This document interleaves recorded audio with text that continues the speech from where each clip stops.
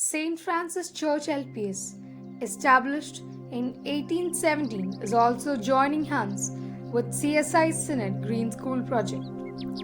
Teachers and students are actively involved in various activities to maintain greenery in the school premises. Students have created beautiful posters for making awareness in the society. We have planted several saplings of plants, vegetables, fruits, and spices both in the school compound as well as in the homes of children.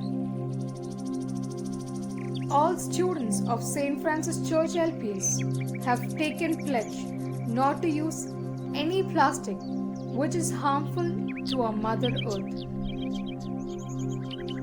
Our school also has a wonderful biodiversity park which creates sense of eco-friendliness to each students.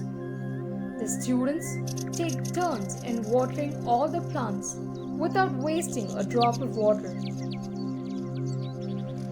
They also have